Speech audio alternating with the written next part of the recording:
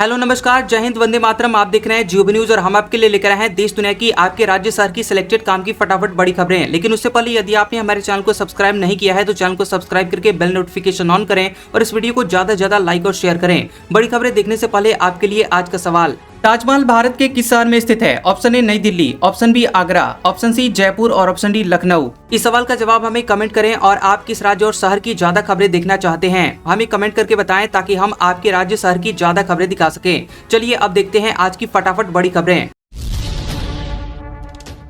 युद्ध लंबा चला तो खेती भी होगी प्रभावित, खरीफ सीजन में यूरिया और डीएपी की हो सकती है कमी, शिपिंग लागत बढ़ने से उछाल। ईरान इजराइल अमेरिका के बीच चल रहे संघर्ष का असर अभी रसोई गैस और ईंधन पर दिखाई दे रहा है, लेकिन अगर युद्ध लंबा खिंचा तो इसका प्रभाव खेती और खाद्य उत्पादन पर भी पड़ सकता है। विशेष करके डीजल महंगा होने और उर्वरकों की आपूर्ति बाधित होने से स्थिति और जटिल हो सकती है। भारत में किसानों की सबसे अधिक मांग यूरिया की रहती है और हर साल सीजन के दौरान मांग के मुकाबले इसकी उपलब्धता को लेकर चर्चा होती रहती है। पश्चिम एशिया की मौजूदा अशांति इस समस्या को अभूतपूर्व स्तर तक बढ़ा सकती है। यदि ऐसा हुआ तो इसका सीधा असर कृषि उत्पादन पर पड़ेगा। विशेषज्ञों के मुताबिक अगर ईरान की वजह से होर्मुज जलडमरू मध्य में जहाजों की आवाजाही बाधित होती है तो भारत में यूरिया और डीएपी यानी डाई अमोनियम फॉस्फेट की आपूर्ति प्रभावित हो सकती है। वहीं अपेक्षाकृत कम इस्तेमाल होने वाले म्यूरेट ऑफ पोटाश MOP की आपूर्ति पर सीधा असर कम होगा और हालांकि इसकी कीमतें बढ़ सकती हैं।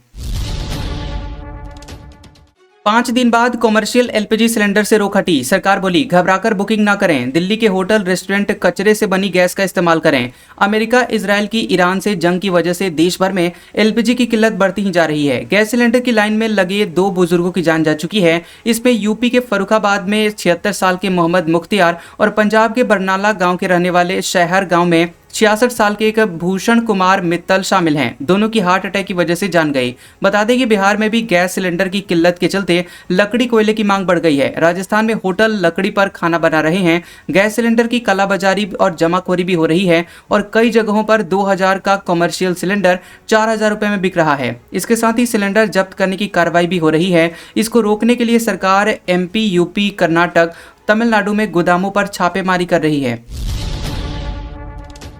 मोतिहारी में अवैध रिफिलिंग करते किराना दुकानदार गिरफ्तार, खगड़िया में पुलिस निगरानी में बट रहे सिलेंडर, पटना किशनगंज में गैस एजेंसी के सर्वर डाउन। अमेरिका इजराइल की ईरान से जंग की वजह से देश भर में LPG की किल्लत हो गई है। बिहार में भी इसका असर साफ दिखाई दे रहा है। कई गैस एजेंसियों के बाहर लोगों की लंबी लाइनें लग रही हैं। लोगों को घंटों इंतजार करना पड़ रहा है। पटना किशनगंज में गैस एजेंसी के बाहर 500 मीटर की लंबी लाइन लगी है। वहीं गैस एजेंसी के सर्वर डाउन होने से लोगों की परेशानी बढ़ गई है। लोगों का कहना है कि 2 दिन से नंबर लगाने की कोशिश कर रहे हैं लेकिन सर्वर डाउन बता रहा है। मोतिहारी में प्रशासन ने किराना दुकानदार को अवैध तरीके से सिलेंडर की रिफिलिंग करने के मामले में गिरफ्तार किया है। दुकान से 3 खाली सिलेंडर, 1 भरा सिलेंडर, 4 नोजल और 11 छोटे रेगुलेटर जब्त किए गए हैं।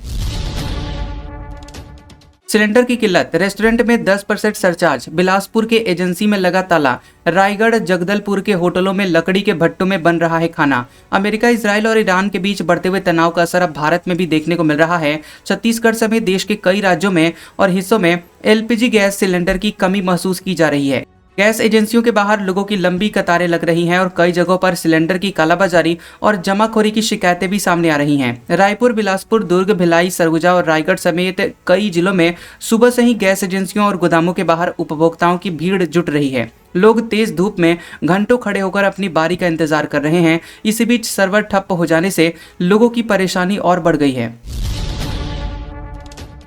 हिमाचल में इंडक्शन की डिमांड कई गुना बढ़ी, दुकानदार बोले पहले हफ्ते में 3 बिकते थे, अब रोज 10 बिक रहे हैं। कमर्शियल LPG की किल्लत, हिमाचल प्रदेश में कमर्शियल LPG सिलेंडर की भारी किल्लत के बीच खाना पकाने के लिए बिजली से चलने वाले इंडक्शन हीटर की मांग अचानक से कई गुना बढ़ गई है। हालात ऐसे बन गए हैं कि जो दुकानदार पहले हफ्ते में मुश्किल से 1-2 इंडक्शन बेच पाते थे, अब उनके यहाँ रोजाना 8 से 15 तक इंडक्शन बिक जा रहे हैं। खासकर होटल और ढाबा संचालक कमर्शियल LPG गैस के विकल्प के लिए इंडक्शन खरीद रहे हैं। 1 अप्रैल से महंगा हो जाएगा फास्टैग एनुअल पास, 3000 की जगह 3075 रुपए देने होंगे। 52 लाख से ज्यादा यूजर्स पर पड़ेगा इसका असर। अगले महीने यानी 1 अप्रैल से नेशनल हाईवे पर सफर करना थोड़ा महंगा हो जाएगा। सड़क परिवहन मंत्रालय ने फास्टैग एनुअल पास की कीमतों में 2.5% की बढ़ोतरी का फैसला किया है। अब प्राइवेट गाड़ी मालिकों को सालाना पास के लिए 3,000 रुपए की जगह 3,075 रुपए चुकाने होंगे। ये पास कार यूजर्स को देश भर के 200 टोल प्लाजा पर बिना रुके सफर करने की सुविधा देता है। सड़क परिवहन मंत्रालय के अधिकारियों के मुताबिक जब फास्टैग एनुअल पास की शुरुआत की गई थी तभी इसके नोटिफिकेशन में हर साल कीमत की समीक्षा और बदलाव का प्रावधान रखा गया था। यह बढ़ोतरी उसी सालाना रिवीजन प्रक्रिया का हिस्सा है। देश भर में हाईवे टोल की दरों में बदलाव के लिए जो फॉर्मूला तय है उसी के आधार पर इस बार 2.5% की वृद्धि की गई है। कोलकाता में मोदी की रैली से पहले भाजपा टीएमसी कार्यकर्ताओं में झड़प। ममता की मंत्री बोली, मुझे ईंट मारी गई। पीएम बोले, जंगल राज वालों का काउंटडाउन शुरू। पश्चिम बंगाल के कोलकाता में पीएम मोदी की रैली से पहले भाजपा और टीएमसी के कार्यकर्ताओं में विवाद हो गया। गिरीश पार्क एरिया में दोनों ग्रुपों ने एक दूसरे पर पत्थरबाजी की। पुलिस ने भीड़ को खदेड़ा। पश्चिम बंगाल में उद्योग, वाणिज्य और उद्यम मंत्री शशि पंजा ने आरोप लगाया कि झड़प के दौरान मुझ पर ईंट मारी गई। भाजपा गुंडा नहीं हत्यारी है। मंत्री पंजा का यहीं पर घर है। कोलकाता में अपने संबोधन के दौरान पीएम ने कहा कि जंगल राज वालों का काउंटडाउन शुरू हो गया है। ये निर्मम वाली सरकार का अंत करीब आ गया है। दावा, ईरान 2 भारतीय गैस टैंकरों को होर्मुज से गुजरने देगा। ईरानी राजदूत ने कहा था, भारत हमारा दोस्त, इसलिए सुरक्षित रास्ता देंगे। ईरान ने 2 भारतीय गैस टैंकरों को होर्मुज स्ट्रेट से गुजरने की अनुमति दे दी है। न्यूज एजेंसी रॉयटर्स ने अपनी रिपोर्ट में यह दावा किया है। रिपोर्ट में सूत्रों के हवाले से बताया गया कि 2 भारतीय एलपीजी टैंकर जल्द ही होर्मुज स्ट्रेट के रास्ते भारत की ओर रवाना होंगे। इससे घरेलू गैस आपूर्ति पर पड़ रहे दबाव को कम करने में मदद की उम्मीद है। रिपोर्ट में यह भी बताया गया कि एक कच्चे तेल का टैंकर भी 1 मार्च के आसपास होर्मुज स्ट्रेट पार कर चुका है और सऊदी अरब का तेल लेकर शनिवार तक भारत आ सकता है। इससे पहले गुरुवार शाम को ही भारत में ईरान के राजदूत मोहम्मद फतहाली ने कहा कि ईरान होर्मुज स्ट्रेट में भारत को सुरक्षित रास्ता देगा। उन्होंने कहा कि भारत और ईरान के बीच लंबे समय से दोस्ताना रिश्ते और आपसी भरोसा रहा है। एयर इंडिया के बाद इंडिगो की भी टिकटें महंगी। घरेलू उड़ानों पर 425 रुपए, इंटरनेशनल पर 2300 रुपए का एक्स्ट्रा चार्ज लगेगा। वजह, जेट फ्यूल महंगा। एयर इंडिया के बाद इंडिगो की फ्लाइट्स भी महंगी हो जाएगी। देश की सबसे बड़ी एयरलाइन कंपनी ने सभी घरेलू और इंटरनेशनल फ्लाइट्स पर फ्यूल सरचार्ज लगाने की घोषणा की है। एयरलाइन ने बताया है कि ईरान और अमेरिका इजराइल के बीच जारी जंग की वजह से जेट फ्यूल की कीमतें 85% तक बढ़ गई है। इस कारण से घरेलू और इंटरनेशनल फ्लाइट्स की टिकटों पर 425 रुपए से लेकर के 2300 रुपए तक सरचार्ज लगाया जाएगा। एक्स्ट्रा फ्यूल चार्ज के साथ ही टिकटों की नई कीमतें 14 मार्च की रात 12 बजे से लागू की गई हैं। हाईकोर्ट बोला, संभल डीएम एसपी कानून नहीं संभाल सकते तो इस्तीफा दे दें। मस्जिद में नमाजियों की संख्या कम करने पर लगाई फटकार। इलाहाबाद हाईकोर्ट ने मस्जिद में नमाजियों की संख्या सीमित करने पर संभल डीएम और एसपी को फटकार लगाई है। कोर्ट ने कहा कि प्रशासन मस्जिद में नमाजियों की संख्या सीमित नहीं कर सकता। अगर डीएम राजेंद्र पेंसिया और एसपी के बिश्नोई को लगता है कि वे कानून व्यवस्था नहीं संभाल पा रहे हैं तो उन्हें इस्तीफा दे देना चाहिए या फिर ट्रांसफर करवा लेना चाहिए। हर परिस्थिति में कानून व्यवस्था बनाए रखना उनका काम है। जस्टिस अतुल श्रीधरन और जस्टिस सिद्धांत नंदन की खंडपीठ ने कहा कि राज्य का कर्तव्य है कि वो सुनिश्चित करे कि हर समुदाय निर्धारित पूजा स्थल पर शांतिपूर्ण पूजा कर सके। अगर वह निजी संपत्ति है तो राज्य से किसी इजाजत की जरूरत नहीं है। कोर्ट पहले ही साफ कर चुका है कि राज्य का दखल सिर्फ वही जरूरी है जहां प्रार्थना या धार्मिक काम सार्वजनिक भूमि पर आयोजित किए जाने हों। शाह बोले, पंजाब में कॉमेडी सीएम नहीं चाहिए। बीजेपी होती तो करतारपुर साहिब पाकिस्तान में ना होता। अकेले चुनाव लड़ेंगे। सुखबीर बादल बोले, मोस्ट वेलकम। गृह मंत्री अमित शाह ने पंजाब में 2027 का चुनावी बिगुल फूंक दिया है। मोगा में बदलाव रैली में पहुंचे गृह मंत्री ने केसरी रंग की पगड़ी पहनी।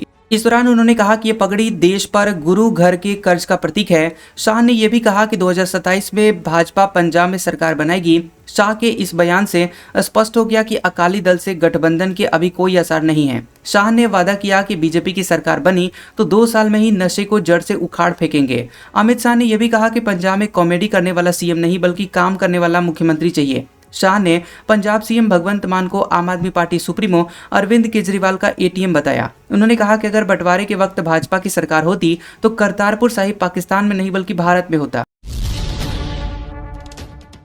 देश में डेटा सेंटरों की बिजली मांग 800% बढ़ेगी। 2031-32 तक 13.56 गीगावाट की जरूरत होगी। एआई डिजिटल सेवाओं का इस्तेमाल बढ़ना तय।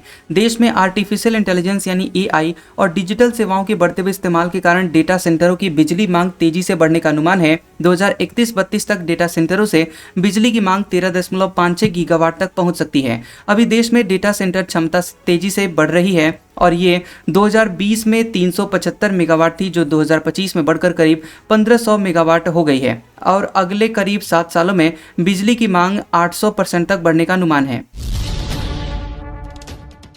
मिडिल ईस्ट तनाव, ट्रैवल सेक्टर को रोज 5,500 करोड़ रुपए का नुकसान।